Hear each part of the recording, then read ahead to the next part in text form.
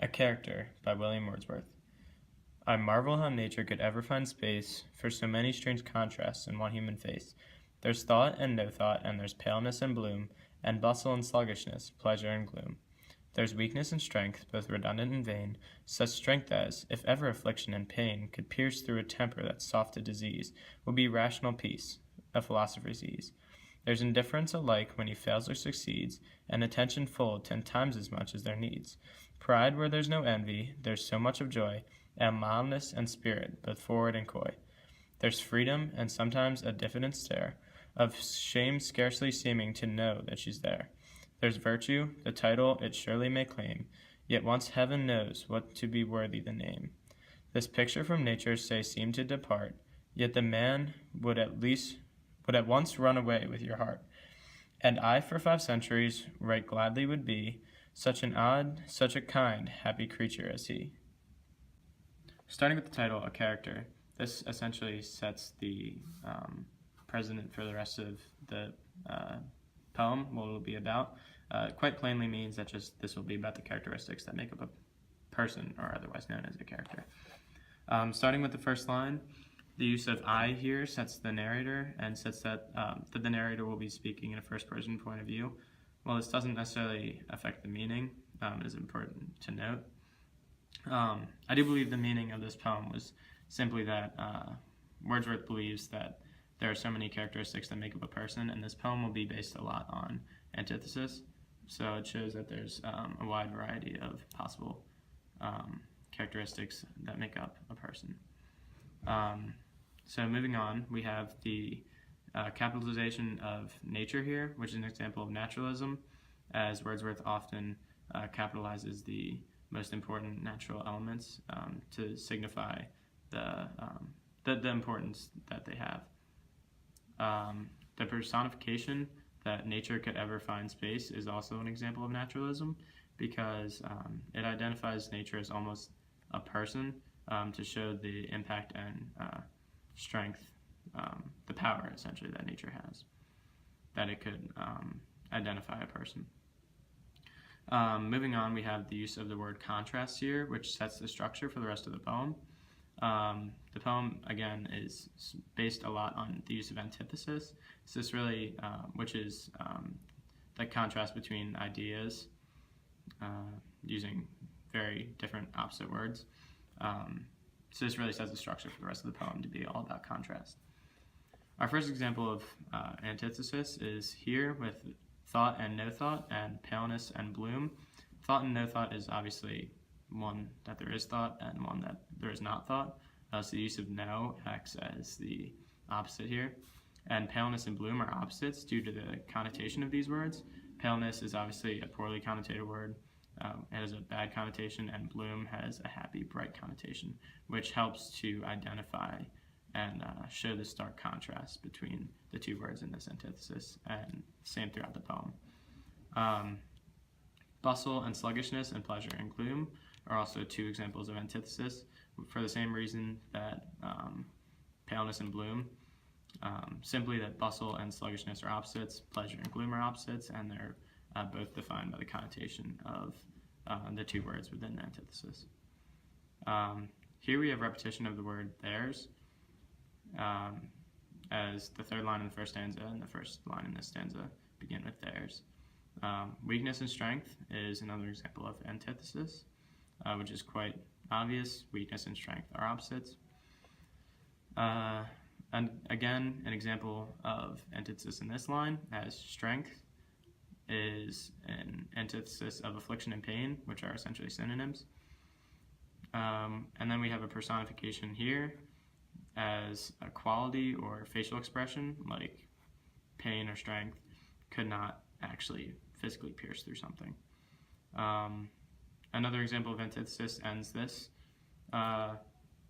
stanza as rational peace may be seen as the opposite of something that makes sense to a philosopher, as rational peace implies the widely accepted idea, whereas philosopher may find something different.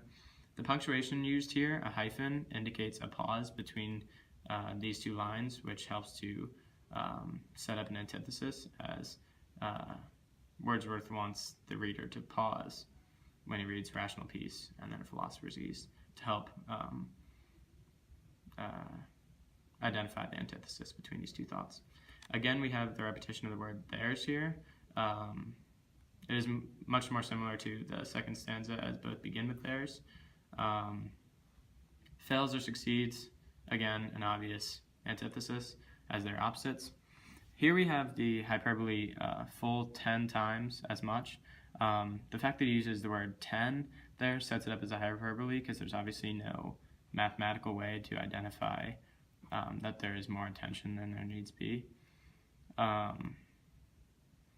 Moving on, we have another antithesis here, as pride and envy are opposites of each other, and then envy and joy can essentially be seen as opposite qualities. So really the whole line is antithesis to envy in the middle. Another example of antithesis here is forward and coy, as forward describes someone who's not afraid to speak with others or speak their mind, whereas coy would describe someone very shy. Again, we have the use of the word theirs here, which is repetition, much like the last two stanzas, beginning with theirs. The antithesis in this line is freedom and a diffident stare. While there's not necessarily two opposite nouns here, the definition of diffident essentially means apprehended. So the antithesis here is between freedom and apprehension, as they are opposites. Here we have the use of a pronoun as she. This creates an ambiguous sense about who the narrator is speaking about. While it doesn't identify a woman anywhere else in this poem, it is talking about a she, which gets the reader to think about who this poem could possibly be about.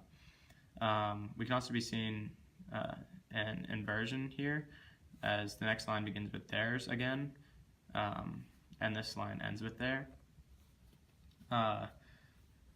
Again, obviously we have repetition of the word theirs here.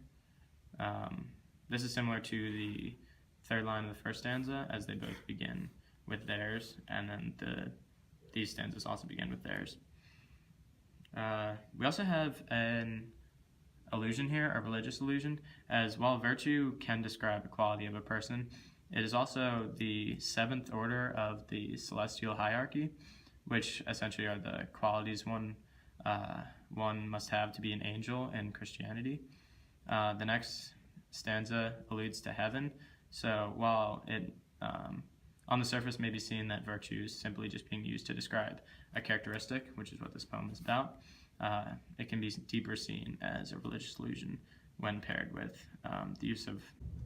Moving on to the last stanza of the poem, we can see here in the second line of the stanza, man is capitalized. As I previously mentioned, Wordsworth commonly capitalizes nouns that he feels are important, so in his poems. So he wanted to emphasize that the man that he's talking about really could be any man or any person that he was trying to talk about the characteristics for.